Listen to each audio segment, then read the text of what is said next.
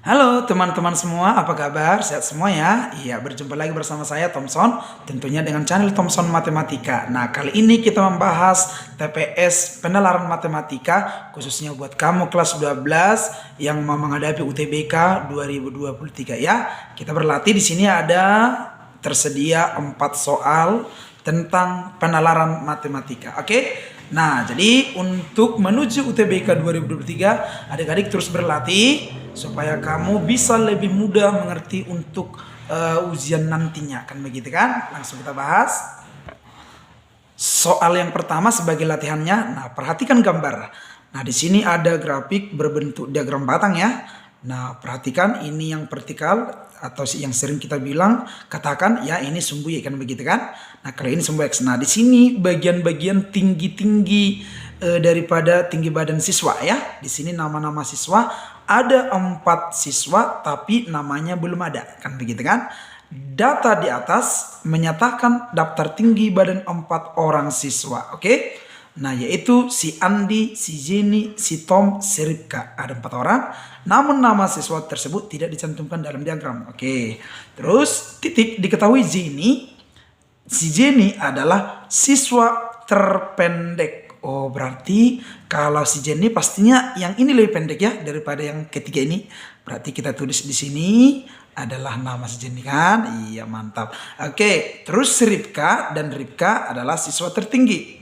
Nah, perhatikan yang untuk diagram yang paling tinggi yang ini ya. Pasti otomatis ini namanya adalah si Ripka, begitu kan? Iya.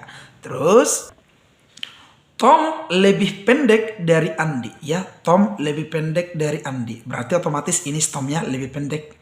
Oke, daripada ini. Kalau yang ini kan sudah kita punya tadi. Nah, tinggal yang dua ini kasusnya. Tom lebih pendek daripada Andi. Berarti otomatis ini si Andi. Kan begitu kan? Iya. Gitu dia. Paham ya teman-teman? Nah, oke. Sebagai pertanyaannya, tinggi badan si Andi. Nah, yang dipertanyakan adalah si Andi. Nah, perhatikan si Andi di sini, oke? Nah, coba kita perhatikan si Andi. Kalau tinggi si Andi kemungkinan, nah ini ingat ya, ini adalah penalaran. Jadi yang paling memungkinkan jawaban nanti yang mau kita cari, oke? Nah, berarti kemungkinan kalau tinggi si Andi di antara 160 dan 140, kan begitu kan? Iya. Oke, berarti tidak mungkin tinggi si Andi di bawah 140 lagi, apalagi di atas 160, kan begitu kan? Iya. Berarti kita cek dulu opsi di bawah 140, yang A pasti salah 95, kan gitu kan? Yang di bawah 140, yang B juga salah 118, gitu dia. 149, nah kemungkinan mendekati. Kalau 160 juga salah ya. Nggak mungkin pas dia 160. Yang pas itu adalah sirka, kan begitu kan? Nah, antara C dan D. Oke, coba yang D. Yang D 158. Berarti kalau di antara 160 dan 140 di tengah-tengahnya itu adalah 150. Berarti kalau 158 hampir 160, sedikit lagi. Ini kan masih agak jauh dia ya. Bukan sedikit lagi, ini masih kayak kurang setengah lagi. Berarti yang paling memungkinkan adalah 149. Kalau di tengah-tengahnya ini kan pasti 150. Berarti hampir 150 atau 149. Ya, hampir 150 atau 149. Karena untuk ini tingginya si Andi hampir ke tengah atau hampir pas di tengah-tengahnya ini, kan begitu kan? Maka jawabannya adalah 149. Bisa? Iya, mudah-mudahan paham.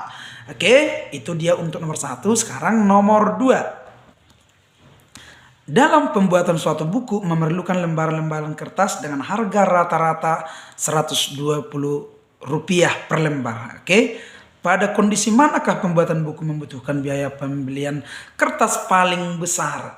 Oke, jadi soal ini ya untuk kalimat yang pertama menekankan bahwa untuk per lembar harga kertas ya itu 120 perak.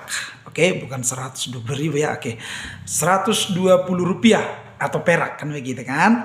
Nah, yang mana lah, oke? Yang mana jawaban membutuhkan biaya pembelian paling besar, berarti terbesar tertinggi. Nah, coba kita cek satu-satu. 6 buku yang masing-masing membutuhkan 50 kertas.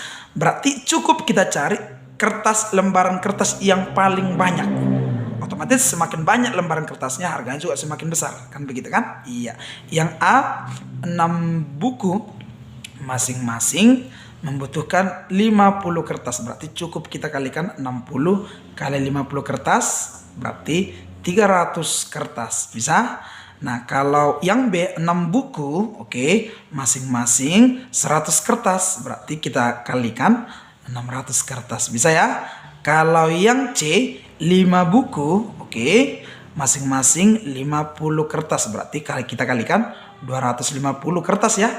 Terus yang D, 5 buku yang masing-masing 75 kertas. 5 buku, oke, yang masing-masing 75 kertas. Berarti kita kalikan 5 kali 5, 25, 2 di tangan ya. 5 kali 7, 35, 37. Berarti kita cek yang manalah lembaran kertas yang paling banyak. Pastinya 600 lembar. Jawabannya B. Kira-kira demikian. Mudah ya? Nah, jadi ini penalaran. Nah, jadi percayalah adik-adik, kalau TPS itu nggak selamanya susah. Pasti ada yang mudah tingkatannya, ada yang sedang, ada yang sulit.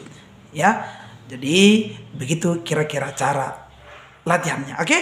Nomor 3. Nomor 3, suatu pekerjaan, oke, dapat diselesaikan oleh 20 orang dalam 8 bulan. Oke. Agar pekerjaan tersebut dapat diselesaikan dalam 5 bulan, diperlukan tambahan pekerja sebanyak berapa orang? Iya. Oke. Untuk mengerjakan soal nomor 3, adik-adik tahu dulu tentang perbandingan. Secara umum, perbandingan ada 2, yaitu perbandingan senilai dan perbandingan berbalik nilai. Oke, jadi untuk mengerjakan soal yang ini, kita harus tahu perbandingan berbalik nilai ya. Nah, coba kita lihat. Ini kan tentang pekerjaan. Untuk pekerjaan 20 orang, kita nggak tahu tentang pekerjaan apa. Entah membangun rumah, kan begitu kan. Nah, bayangkanlah 20 orang, oke, atau pekerja membangun rumah misalnya dalam waktu 8 bulan, kan begitu kan. Nah, terus diharapkan agar pekerjaan tersebut dapat diselesaikan dalam waktu 5 bulan. Oke. Maka pekerjaan banyak orangnya, banyak pekerjaannya berapa orang? Nah, itu yang dimaksud. Bisa? Artinya gini. Coba kita berlogika, kalau misal ada 20 pekerja dikerjakan atau membangun rumah dalam waktu 8 bulan. Nah, kita maunya pekerjaan itu, membangun rumah itu makin cepat. Oke, dalam kurun waktu 5 bulan. Otomatis kalau semakin cepat bulannya, semakin sedikit, maka pekerjaannya otomatis semakin banyak, kan begitu kan? Iya. Ini semakin banyak pekerjanya, bulannya semakin sedikit. Berbalik. Yang satu makin banyak, yang bulannya makin sedikit. Nah, itu yang dimaksud ya. Makanya digunakan tentang perbandingan berbalik nilai. Kalau ada masalah pekerjaan, itu menggunakan perbandingan berbalik nilai. Katakanlah yang ditanya adalah X pekerja. Gitu dia. Oke, maka untuk mengerjakan ini 20 per X kita bandingkan pekerja dengan pekerja. 20 per X sama dengan, anggap sama dengan, lalu yang satunya balikkan, 8-nya jadi di bawah, 5-nya jadi di atas. Gitu caranya. Namanya berbalik nilai, kan begitu kan? Iya. Oke, terus dari sini 20 per X sama dengan 5 per 8 kita kali silang boleh? Oke. Atau sebenarnya langsung bagi-bagi 5 boleh aja. Atau 5 kali X dulu boleh, sama dengan 20 kali 8. Bisa? Oke, atau X-nya langsung sama dengan 20 kali 8 per 5. Betul ya? Iya. Lalu langsung aja kita coret, tidak usah kita kali ya. 20 bagi 5 pastinya sama dengan 4 ya. Kali 8. Maka X-nya 32 pekerja atau orang. Nah, itu masih X. Nah, bayangkan X-nya di sini, ternyata X-nya itu adalah 32 orang. Awalnya 20 pekerja, jadi 32. Berarti tambahan pekerjanya 2 ke 32 itu bertambah 12. Bisa ya? Iya, gitu caranya ya.